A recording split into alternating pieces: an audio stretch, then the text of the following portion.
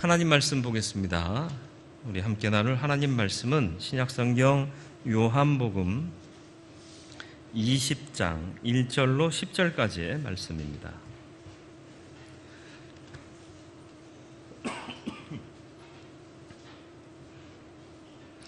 신약성경 요한복음 20장 1절로 10절까지의 말씀입니다. 말씀 봉독해 드리겠습니다.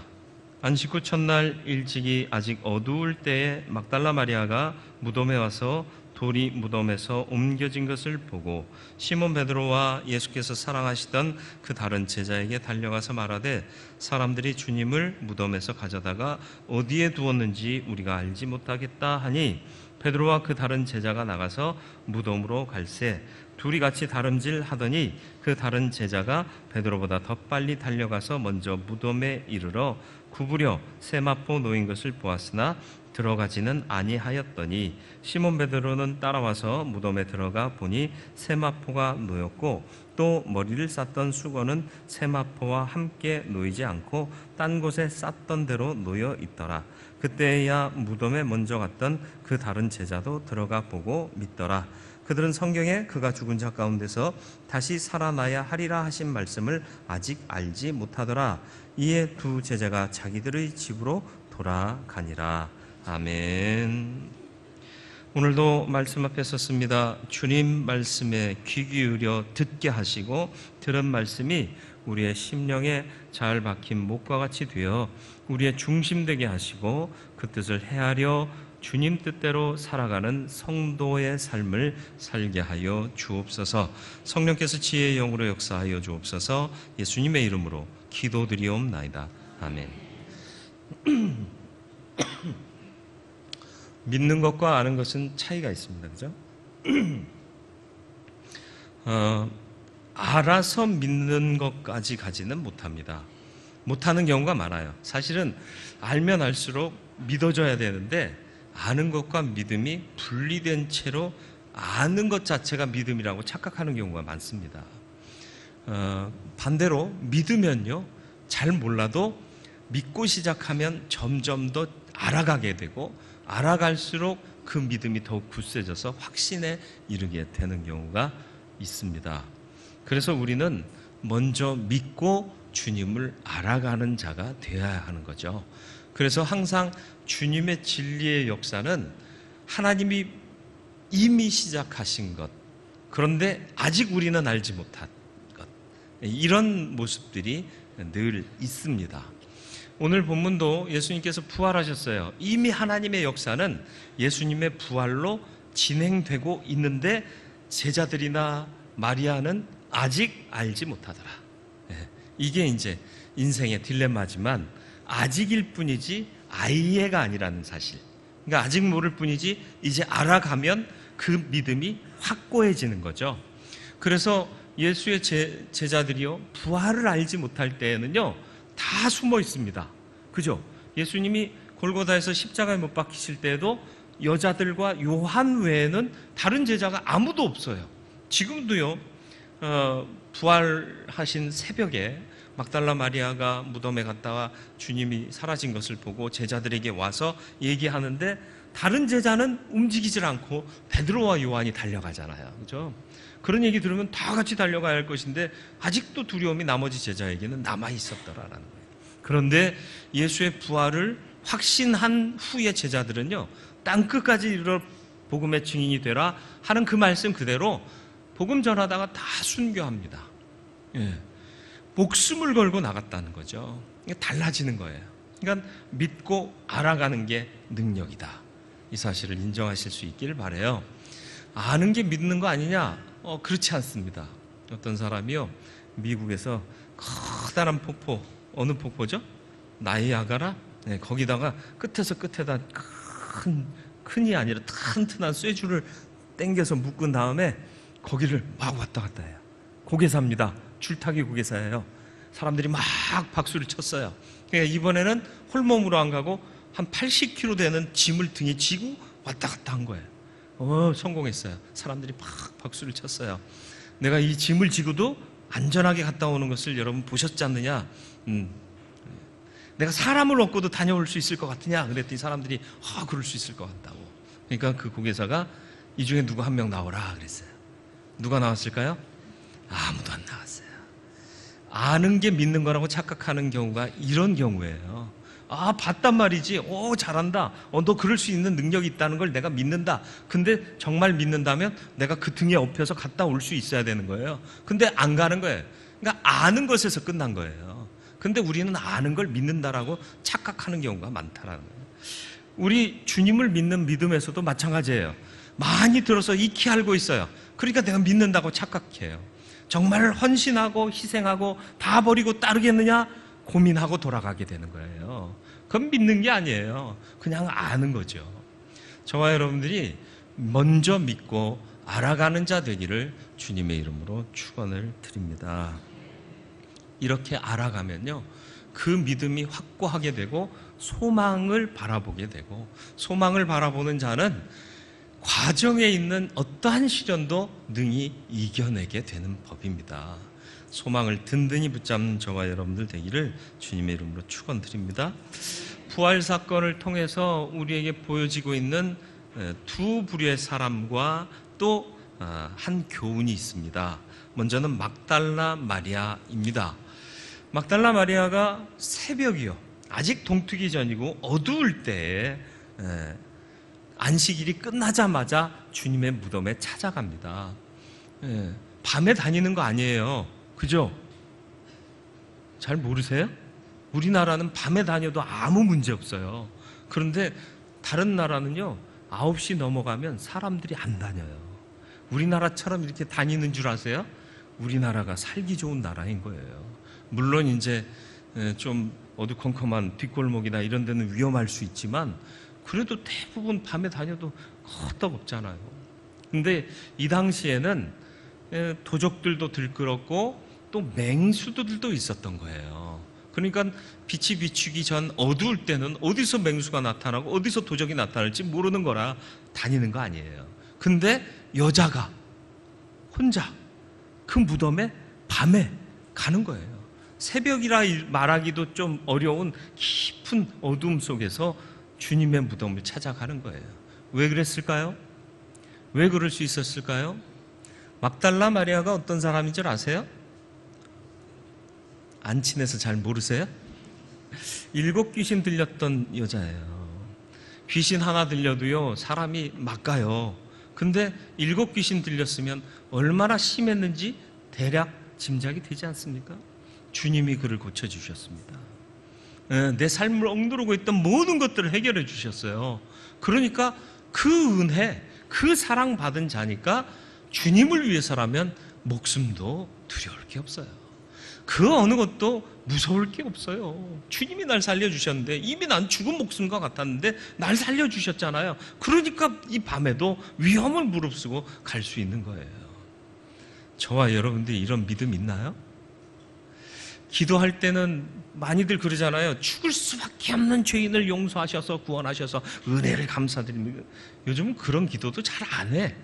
옛날에는 어른 장로님들이 딱 기도하면 죽을 수밖에 없는 죄인을 용서하시고 구원하셔서, 이게 상투적인 멘트였는데 요즘은 죽을 수밖에 없는 죄인이란 멘트가 언제부턴가 사라지고 있어요. 생각해보니까 죽을 것 같지는 않았나 보죠. 죽을 죄를 안 지은 것 같았나 봐요.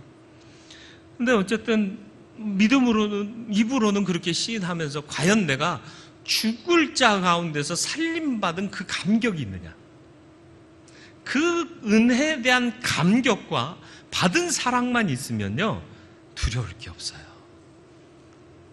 거칠 것이 없습니다. 근데 우리는 그렇지 않아요. 막달라 마리아가 7 귀신 들렸어요. 루저입니다. 인생의 루저예요. 어느 것 하나 번듯한 게 없어요. 희망 걸 게 없어요. 밑바닥이란 얘기입니다. 그런데 지금 그가 어떤 자가 되는 거죠? 부활의 첫 증인이 되는 거예요. 놀랍지 않습니까? 하나님의 역사는 이런 겁니다. 세상은 루저라고 손가락질하고 쳐다보지도 않고 그러지만 주님의 사랑을 깨닫고 그 확신이 이 마음속에 있으면 주님 역사의 첫 부활의 증인이 되는 영광을 누리게 되는 거예요. 세상에서는 인정받지 못하고 혹여 세상에서는 주목받지 못한다 할지라도 주를 사랑하는 그 뜨거운 마음이, 그 확신이 우리 안에 있다면 주님께서 우리를 영화롭게 하실 줄 믿으시길 바랍니다. 이게 역전의 모티브예요. 믿는 자에게는 이 역전의 역사가 일어납니다. 그래서 나중된 자가 먼저 돼요. 낮은 자가 높아져요. 어리석은 자가 지혜로운 자가 돼요. 이런 역사가 믿음 안에 있게 되는 거예요. 그래서 가장 우리가 추구해야 할 바가 뭐냐?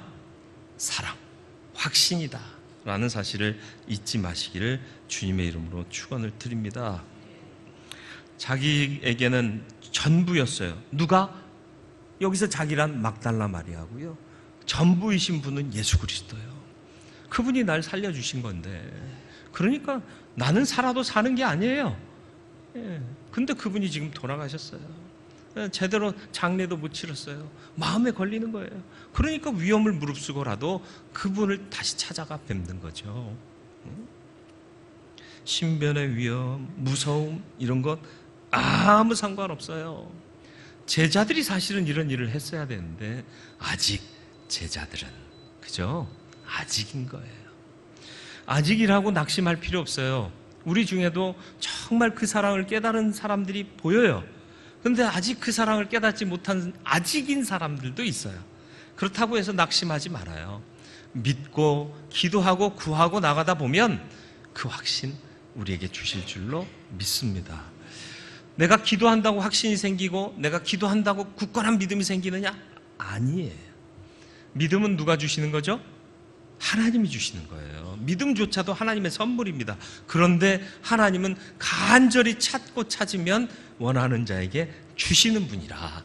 그러니까 우리가 기도하면 하나님께서 그 기도를 들으시고 은혜의 선물로 믿음을 주실 줄 믿으시기 바라요.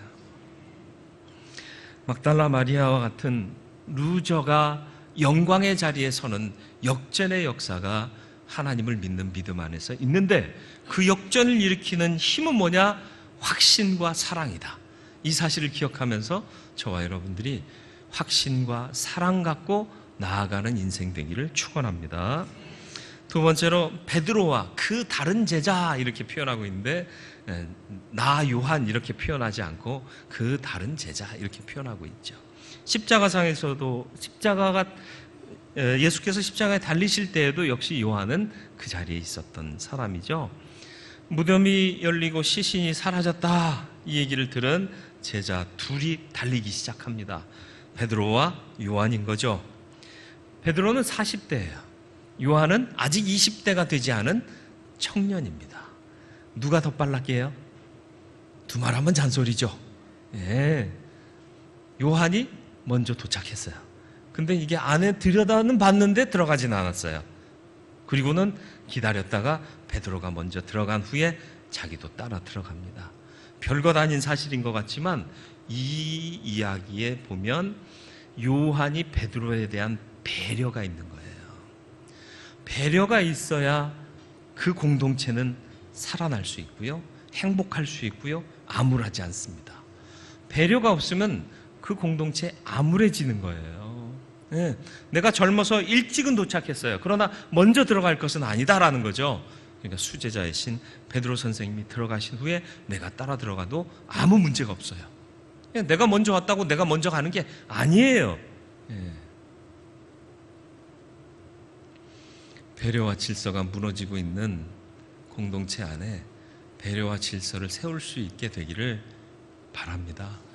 배려는 나를 먼저 생각하는 게 아니라 남을 먼저 생각하는 거예요. 그리고 남만 생각하는 게 아니라 주 뜻을 생각하는 거예요. 주님께서 어떻게 보면 엉터리 같고 허술하기 짝 없는 베드로를 수제자로 삼으신 데에는 그만한 이유가 있어요. 따지고 보면 요한이 더 훌륭하지 않습니까? 위험한 자리인데도 그 가야바의 뜰에 같이 갔죠. 또 십자가에 못 박히시는 그 현장에도 같이 있었죠. 그리고 또 주님이 사라졌습니다. 그러니까 같이 뛰어오죠. 그 어느 것 하나 요한처럼 앞장서고 열심을 낸 사람이 없어요. 차라리 요한이 수제자 돼야 되는 거 아니에요? 우리는 그렇게 생각해요. 그런데 주님이 베드로를 선택하는 데에는 주님만 아시는 그 뜻이 있다라는 거예요. 그걸 인정하는 게 배려라는 거예요. 하나님이 쉬운 말로 우리 안에도요, 직분 받은 사람들 보면 아니 나보다 못한데 그 직분을 받은 사람이 있네? 아닙니까? 주님이 선택한 데는 이유가 있어요. 우리가 알지 못하는 이유예요. 제가 목사지만 저보다 공부 많이 하시고 더 똘똘하신 분들도 좀 있잖아요. 그죠? 좀 있죠. 많지는 않아요.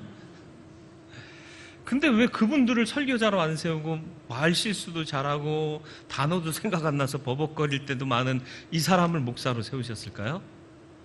저도 그게 궁금해요. 근데 거기에는 무슨 뜻이 있다? 내 뜻이 아니라 주님의 뜻이 있는 거예요. 일하다 보면 못하겠다 이런 생각이 들 때 있으시죠? 수련회 준비할 때도 얼마나 그런 일이 많았어요. 그죠? 공동체를 위한 일이고 은혜를 위한 일인데 준비하면서도 막 인상 쓰고 하시더라고요. 그 마음은 알아요. 그래도 그 후에는 좀 웃으셔야 돼요. 가능하면 일하면서도 웃어야 되고, 왜냐하면 일하다 보면 아무도 안 도와. 짜증나. 주님이 도우세요. 주님이 내 헌신을 기뻐하고 계세요.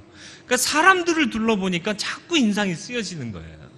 주님 바라보면 야, 네가 이렇게 보이지 않는 데서도 수고하고 있는 거 내가 보고 있다. 그러면 주님 보고 계시죠? 기쁨이 넘치지 않겠습니까? 이 시야를, 이 시각을 갖는 게 믿음인 거예요. 이거 가지면 배려하는 사람도 되고 질서를 지키는 사람도 되고 말없이 충성하는 사람도 되는 겁니다. 주님을 위하여, 주의 영광을 위하여 서로를 배려하고 질서를 지킬 줄 아는 믿음의 사람 되시길 바라고, 주님이 세우신 것이기 때문에 지킨다라는 마음으로 지키는 사람이 되시길 바라요. 제가 구약의 정결례를 말씀드리면서 음식에 대한 정결법을 말씀드린 적이 있죠. 보면 먹지 못하는 게 뭐가 있어요? 뱀장어 먹을 수 있어요? 못 먹어요? 구약적인 이유에서. 비늘이 없어요. 못 먹어요. 미꾸라지 먹을 수 있다 없다? 순댓국 먹을 수 있다 없다? 근데 대체로 보면 먹지 말라는 게 보양식이요. 우리 여름 되면 장어탕 한 그릇씩 먹어야 좀 힘이 나잖아요. 그죠? 장어는 비싸서 못 먹으면 추어탕이라도 먹어야 되잖아. 안 드시는구나. 근데 그게 다 먹지 말라는 거예요. 왜 이 좋은 것들을 먹지 말라고 하셨을까? 머리로는 이해가 안 돼요. 근데 먹는 것에서 있어서조차도 하나님이 금한 것은 안 먹겠습니다. 이유 따지지 않고, 묻지도 않고, 따지지도 않고, 어디서 많이 듣던 멘트인데, 그렇게 순종하는 게 진정한 순종이라는 거예요. 그 순종을 네가 할 수 있느냐 없느냐를 먹거리에서조차도 요구하고 계시는 거예요. 그게 음식에 대한 정결의 이유인 거예요. 정말 뱀장어가 지저분해요? 안 그래요. 오히려 그놈들은 손질할 게 별로 없어요. 통으로 먹어도 끄떡없어요. 깨끗해요.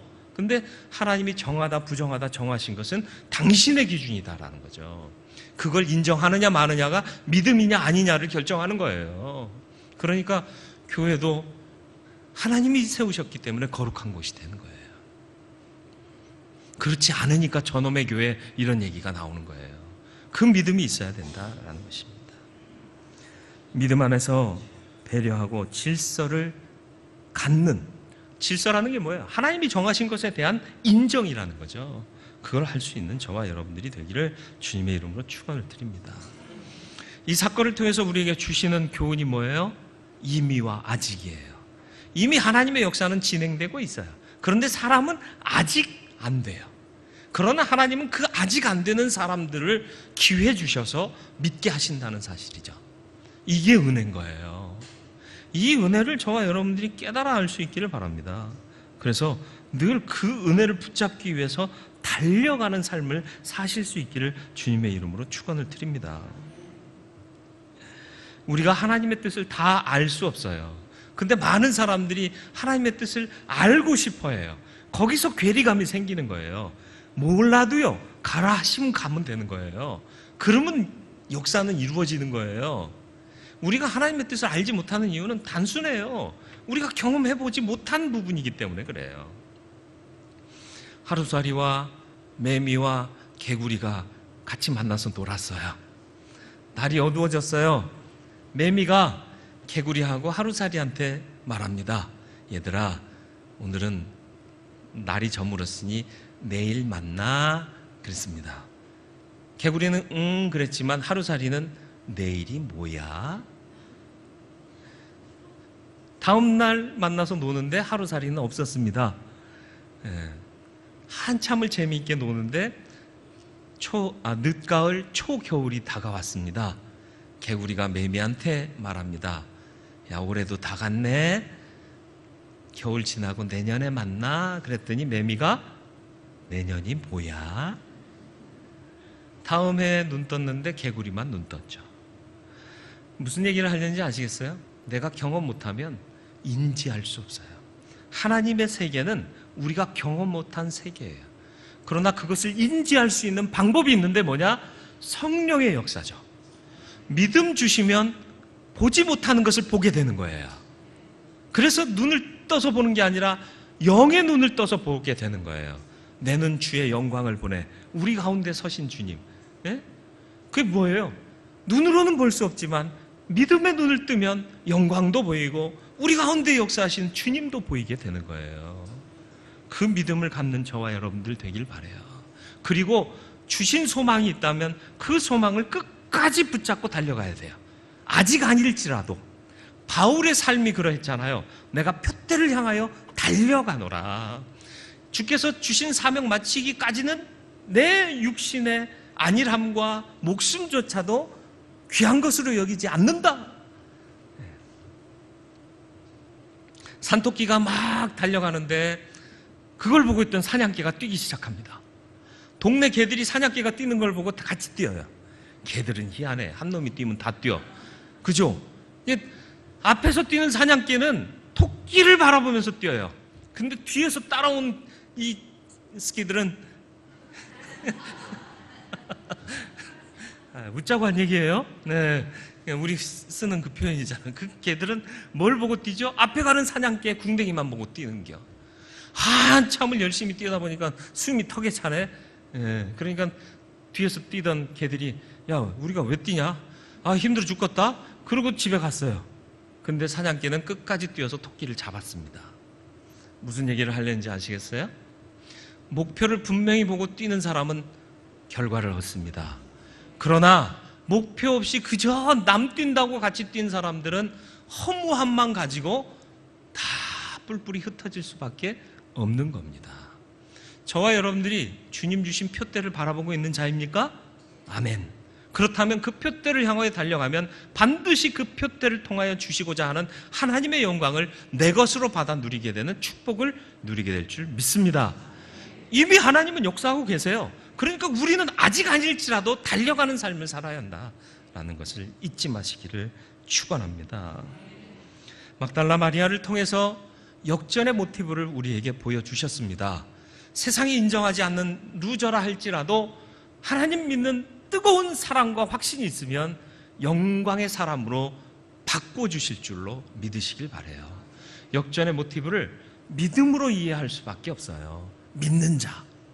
그 무엇보다도 그 역전을 가능케 하는 것은 주님에 대한 확신과 사랑임을 잊지 마시고 주님 사랑하고 주님 믿는 믿음 더욱 굳세어지도록 기도하여 더 큰 믿음 주옵소서 간구하고 선물로 주시는 은혜를 받는 저와 여러분들 되길 축원합니다. 베드로와 그 다른 제자를 통해 우리에게 주시는 교훈은 뭡니까? 배려입니다. 요한은 먼저 이르렀지만 기다리고 다음으로 들어갔습니다. 배려와 질서가 없는 공동체는 암울합니다. 배려하고 또 남을 나보다 낮게 여기며 질서를 유지할 수 있는 믿음의 공동체 이루어가는 저와 여러분들 되기를 축원합니다. 이미와 아직입니다. 주님의 역사는 이미 시작되고 진행되고 있습니다. 우리는 아직 알지 못합니다. 그럼에도 믿고 나아가면 알고 확신하는 자가 될 것이고, 그 알고 확신하는 일을 통해 믿음의 결실을 얻게 될 줄 믿습니다. 이 은혜가 저와 여러분들의 삶에 있어서 이 믿음으로 세상을 이기는 하나님의 사람이 되기를 주님의 이름으로 축원을 드립니다.